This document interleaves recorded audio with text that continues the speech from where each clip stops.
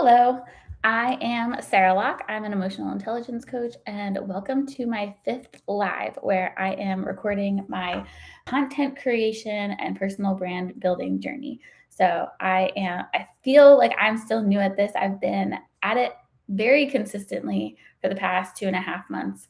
But before that, I had been consistent in experimenting with different things from creating a podcast where I talked about emotional intelligence and other things that I've been trying. So, I talked previously about how the podcast didn't seem to be growing my audience. It didn't seem to be getting me closer to my goals.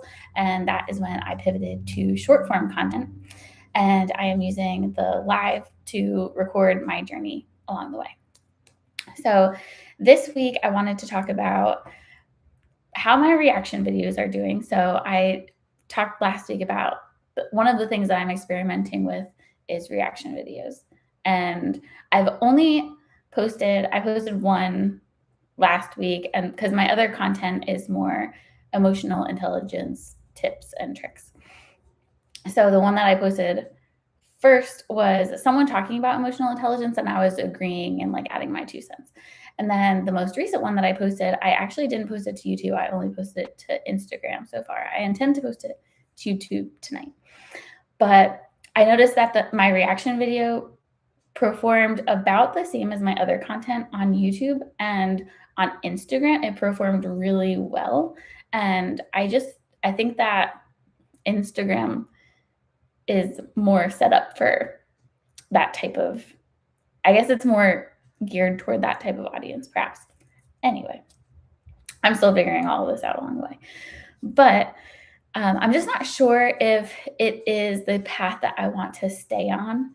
I don't feel like, I'm not sure if it's just that is new. So sometimes when we try new things, obviously we don't like it, or we feel like we're not good at it, or it doesn't feel aligned. So right now, it just doesn't feel completely aligned to me. And the reason being, most of the time, if you look at your analytics, so if you are a creator and you look at your analytics, you're going to see like when the drop off rate is. So most people will watch the first few seconds of a video and keep scrolling.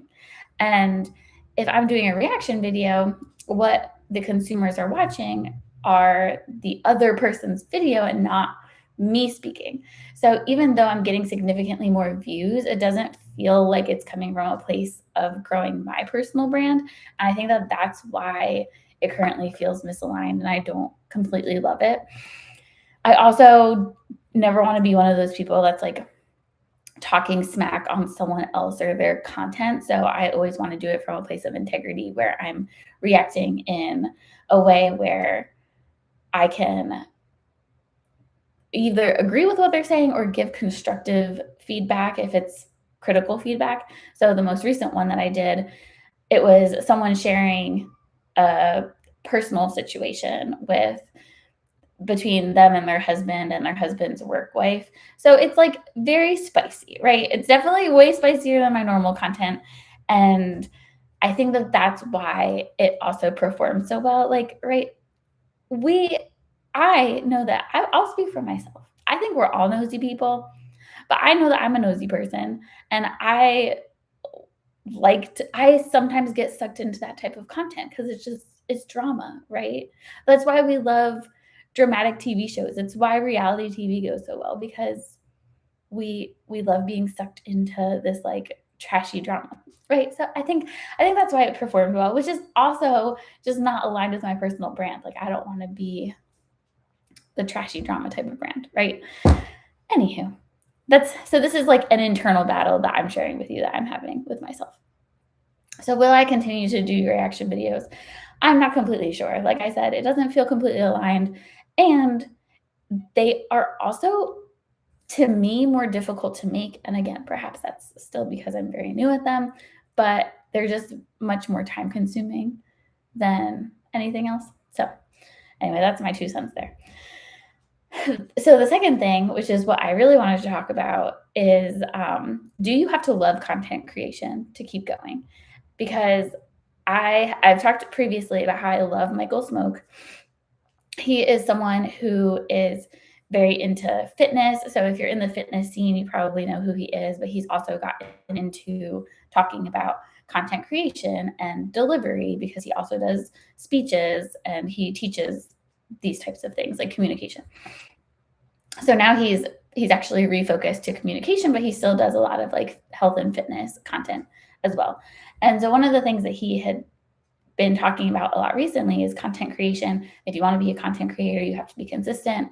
One of his most recent videos was that if you want to do it, like you have to be in it for the love of the game and like not just to make money.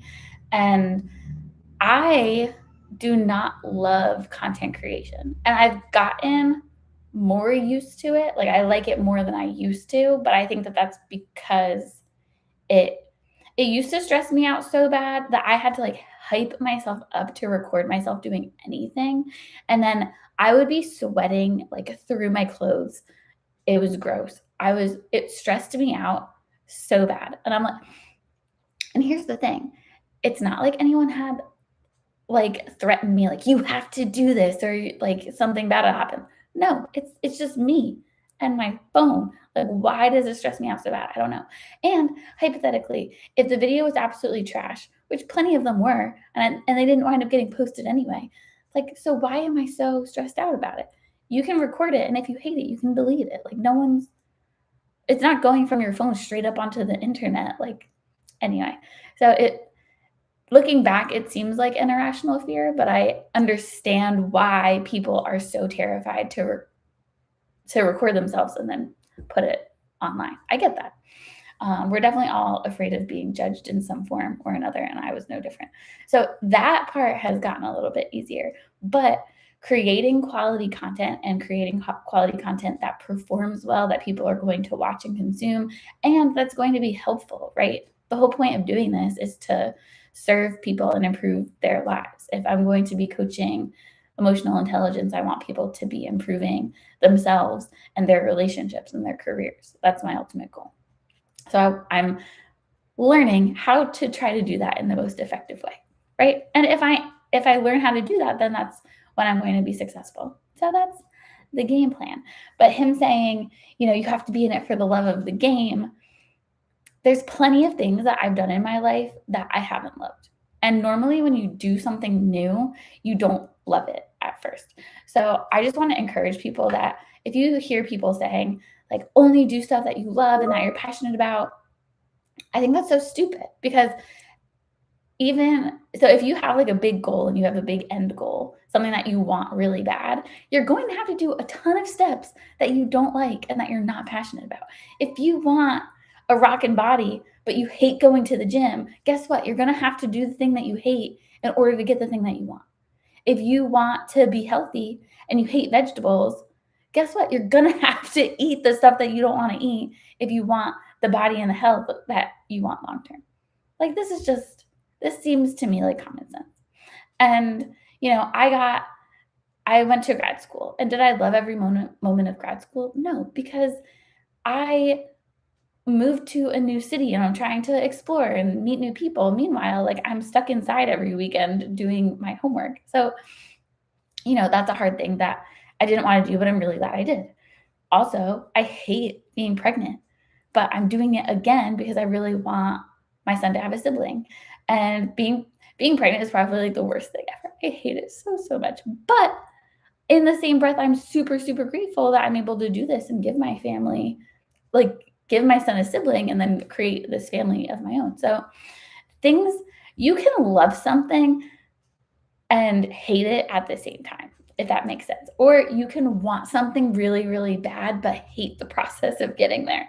And I just think that that's okay. I think we need to normalize, like, sometimes hard work is just hard work. Sometimes hard work sucks. Sometimes you don't want to do it and you have to do it anyway if you want the results. And I think that I'm in that place right now because like I said, if you're starting off, you're not going to be good and that part's going to be frustrating. And I'm in the thick of that. And then there's also going to be this part where you're like, okay, I feel like I'm getting better. Like my content isn't what it once was, and it's still very far from where I want it to be, which is why I'm trying different things and I'm experimenting with different types of content in order to improve and get better and then figure out like where I fit and what works for me.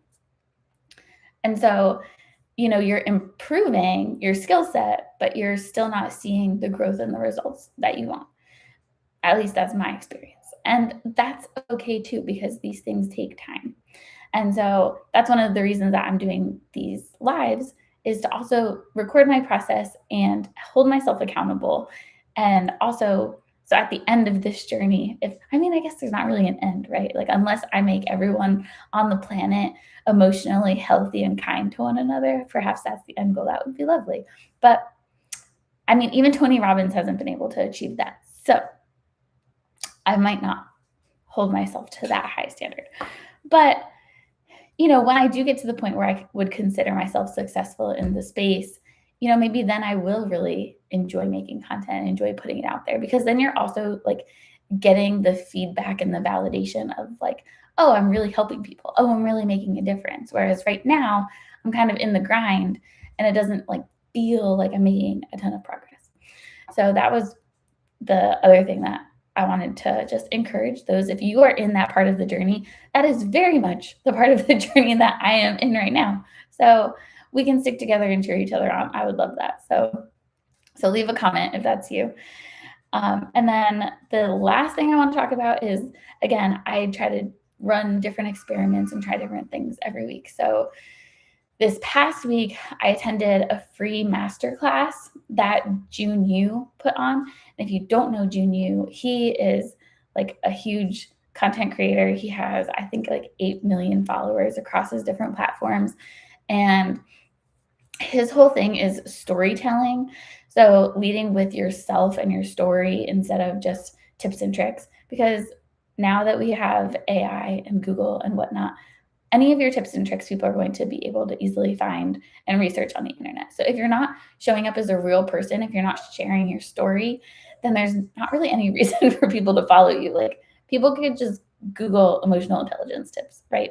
So if I'm not providing further value than that, if I'm not sharing my story and being vulnerable and saying why and how these things worked for me and how I used them and implemented them in my own life and how they've changed my life, then I'm not really providing additional value.